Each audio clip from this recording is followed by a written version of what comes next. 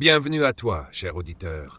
Installe-toi confortablement, prends ta boisson chaude préférée, que ce soit un thé, un café ou un chocolat, et imagine-toi près d'une cheminée qui crépite doucement. Laisse-toi transporter par ce moment de calme et d'écoute, car aujourd'hui, je vais te raconter l'histoire du prophète Houd, un récit ancien et riche de sagesse. Prépare-toi à un voyage plein de leçons et d'émotions, que je vais partager avec toi tout en douceur.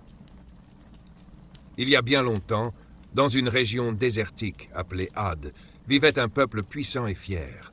Ce peuple était connu pour sa force exceptionnelle, ses grandes constructions et sa richesse matérielle. Mais malheureusement, ils avaient oublié une chose essentielle, le respect et la soumission à Allah, le créateur de tout. Les habitants de Ad étaient orgueilleux. Ils adoraient des idoles, des pierres taillées, et ignoraient les messages des prophètes.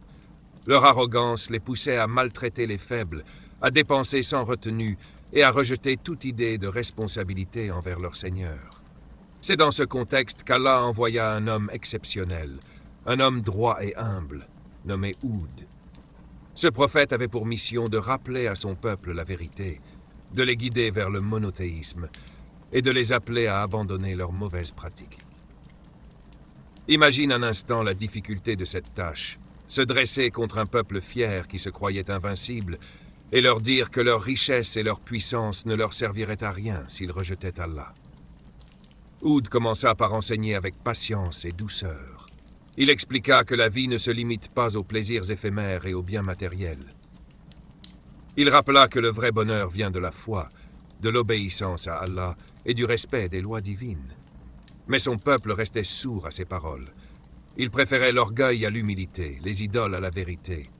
Certains se moquaient de Houd, d'autres le menaçaient, et beaucoup l'ignoraient. Dans ces moments, il est important de penser à ce que ressent Houd. Imagine sa solitude, son courage et sa foi inébranlable face à un rejet aussi massif. Et toi, que ferais-tu si tu étais à sa place? Continuerais-tu à parler, à avertir, malgré les refus et les moqueries? Houd ne se découragea pas. Il pria Allah avec ferveur, demandant la force et la sagesse pour continuer sa mission. Il savait que seule la patience pouvait faire changer les cœurs. Au fil du temps, quelques personnes commencèrent à écouter. Ils quittèrent l'adoration des idoles et rejoignirent le chemin d'Allah. Mais la majorité du peuple continua à défier le message. Leur arrogance augmenta et ils devinrent encore plus injustes, exploitant les faibles et refusant de reconnaître leurs torts. Allah, dans sa sagesse infinie, donna à Houd un avertissement clair.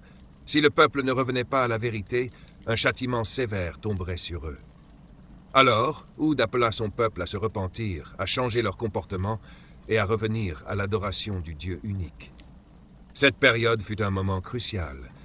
Les cœurs étaient encore ouverts à la possibilité de changement, mais le temps continuait de passer. Malgré tous les avertissements et la patience du prophète Houd, la plupart des habitants de Ad continuèrent leur arrogance et leur mécréance. Ils refusèrent de se repentir et persévérèrent dans leurs méfaits. Leur fierté était telle qu'ils pensaient pouvoir défier la puissance d'Allah.